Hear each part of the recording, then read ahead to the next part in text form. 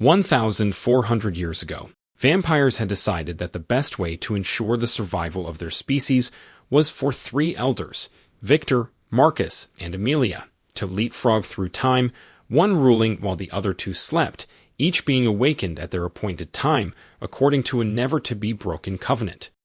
1,000 years ago, during the reign of Viktor, the oldest and strongest of the elders, the vampire-Lycan War began. 600 years ago, Kraven set the Great Blaze which killed Lucian, the leader of the Lycans. Kraven brought back a brand cut from Lucian's arm as proof of his death, a deed which earned Kraven high favor with Viktor, who put Kraven in charge of their coven. The Great Blaze caused the Lycans to scatter. Vampire death dealers, armed with silver bullets and shuriken, have been picking Lycans off one by one until very few remain. In the present time, 3 death dealers, Selene, Rigel, and Nathaniel, follow 2 Lycans into a subway station in an unnamed European city. A gun battle ensues in which Rigel is killed, one of the Lycans gets away, and Nathaniel goes missing. In the chaos, Selene makes 2 discoveries. First, the Lycans have devised an ultraviolet bullet that can kill vampires. Second, there appears to be a large band of Lycans amassing under the subway. Selene hurries back to alert the vampires at Kraven's luxurious mansion that sits on the outskirts of the city, but they are more interested in the clothes they are going to wear at tonight's formal party, with the coven from across the great ocean in celebration of the upcoming awakening of Marcus by Amelia, the current reigning elder. Not interested in their gaiety, Selene views some digital photos Rigel took of the Lycans and notices that they appear to have been following a human. A computer search reveals the human is Michael Corvin, an intern at a local hospital. Meanwhile, the wounded Lycan, Raze, has returned to the Lycan den with the bad news that he lost the candidate he was tailing, as well as to have the silver bullets, and starts dug out of his body so that he can regenerate. Selene pays Michael Corvin's apartment a visit. While snooping, she overhears a phone message about his involvement in some shootout. Now convinced that she is right about the Lycans stalking Michael, she tries to interrogate him, just as his apartment is raided by a pack of Lycans. While Selene holds them off, Michael escapes in the elevator, but the doors open to a face-to-face confrontation with Lucian, the current leader of the Lycans. Selene attempts to shoot Lucian, but he is intent on biting Michael and spitting the blood into a vial which he takes to Singe, a Lycan doctor who has been researching humans with the last name of Corvin, so far with negative results.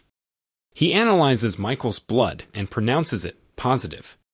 Selene and Michael make a getaway together in her car, but Selene has lost a lot of blood in her fight with the Lycans. She passes out and the car goes into a river. Michael saves her, binds her wound, then passes out himself.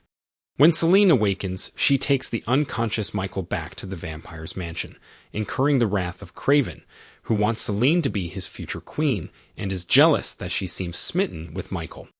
When Michael finally comes to, he is face-to-face with vampire Erika, who realizes that Michael has been bitten and is becoming Lycan. Erika leaps to the ceiling and starts hissing at him. Terrified, Michael jumps out a window and escapes the vampire's mansion. Although it is forbidden to delve into the past, Selene decides to do a little reading about the history of the vampire-Lycan War, particularly the chapter on the fall of Lucian. She notices that the Lucian in one of the pictures is wearing the same medallion that she noticed the current Lucian wearing during the fight at Michael's apartment. Could he and the Lucian that Kraven supposedly killed 600 years ago be the same? Could Kraven and Lucian be conspiring together? Could the fact that the Lycans are amassing near the vampire coven portend an attack on the vampires? When Erika informs Selene that Michael has been bitten and is turning Lycan, Selene has heard enough. Against the Covenant rules, Selene decides to awaken Viktor and ask for his guidance. Michael has begun having hallucinations and wants to know what is happening to him. Selene takes him to their Lycan interrogation room in the city so that he can hide for the night.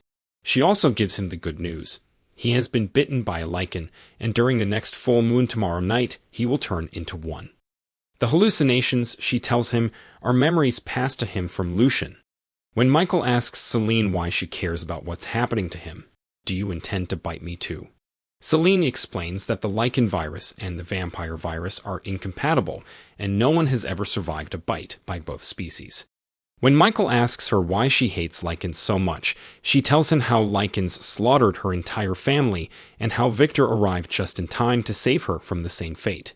Viktor made her a vampire and then raised her like his own daughter. Selene then handcuffs Michael to a chair, gives him a gun with silver bullets, and advises him to use it on himself if she isn't back by tomorrow night.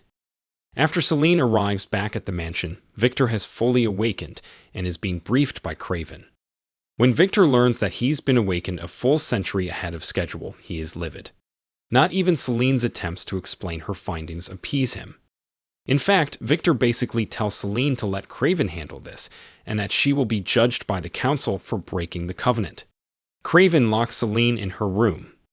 The next night, it is the night of the full moon. It is time for Amelia's train to arrive, and Kraven has ordered Soren and his team to fetch her and the council members. Erika, who has wanted to be Kraven's mate for a long time, cuts the power to the main gate, allowing Selene to run to Michael. Selene releases Michael, but they are attacked by Lycans. Selene stays to fight, while Michael jumps out a window. When Michael lands on his feet some 5 or 6 stories below, he is immediately captured by Lycans posing as cops. On the way to the Lycan den, Michael begins the change. The Lycans pull over, and they dose Michael with an enzyme to stop the change. Selene has captured Singe and brings him to Viktor, where Singe is forced to explain how, for years, the Lycans have been trying to combine the bloodlines.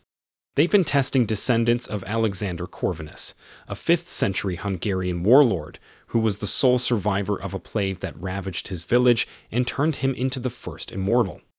From Corvinus's offspring, one became the vampire line, one became the Lycan line, and one remained human but carried the imprint of the original immortality virus hidden in its genetic code in dormant form and passed down through the ages to Michael Corvin. Lucian plans to inject himself with blood taken from Michael and from a powerful vampire elder, creating a hybrid, both Lycan and vampire, but stronger than both. Concerned that Amelia has not yet arrived, a group of vampires is sent to find out what's taking so long. They find that Amelia and the council members have all been assassinated, having been bitten by Lycans. In addition, Amelia's blood has been totally drained. When Viktor finds out, he orders Selene to kill Michael. Meanwhile, Michael is being held at the Lycan den, where his visions have suddenly become clear, and he now knows what started the Vampire-Lycan War. Many years ago, Lycans were the Renfields for vampires, but it was forbidden for vampires and Lycans to fraternize. Lucian and Viktor's daughter Sonia fell in love and mated, creating a hybrid child that Viktor would not allow, so Viktor placed Sonia, his own daughter, in the sun, where she burnt to a crisp while Lucian was made to watch. His own daughter burnt alive just for loving me, says Lucian poignantly, and Viktor has spent the last 600 years exterminating the Lycan species, so the bloodlines will never blend. Kraven knows he's been found out. He was indeed in league with Lucian. Together, they planned Lucian's death 600 years ago, so that Lucian could lay low. Now the agreement is for Kraven to gain control of both covens by obtaining an ironclad peace treaty with the Lycans, while Lucian gets revenge on Viktor. The vampires, along with Selene, Kahn, and Viktor, storm the Lycan den in a climactic battle. Kraven shoots Lucian with a silver nitrate bullet. The silver is in liquid form so that it will go directly into the Lycan's bloodstreams and cannot be dug out. When Michael tries to escape, he is also shot by Kraven. As Michael lies oozing silver nitrate from his wounds, Kraven tells Selene the true story about her dark father, Viktor. Her family wasn't killed by Lycans but by Viktor himself. Seems he didn't like the taste of livestock very much, so once in a while he would engorge himself on human blood. Since Selene reminded him of Sonia, he spared her and raised her as his own. Selene is stunned. When Kraven demands that Selene go with him, she refuses. As he's about to shoot Michael again, the dying Lucian runs a sword through Kraven's leg and tells Selene to bite Michael. Half vampire, half Lycan. They're stronger than both. Selene does it. Kraven finishes off Lucian. Michael turns into a hybrid, and after Michael and Viktor tussle a bit, Selene cuts off Viktor's head. Selene flees the scene of the battle and is now hunted by both her people and the Lycan.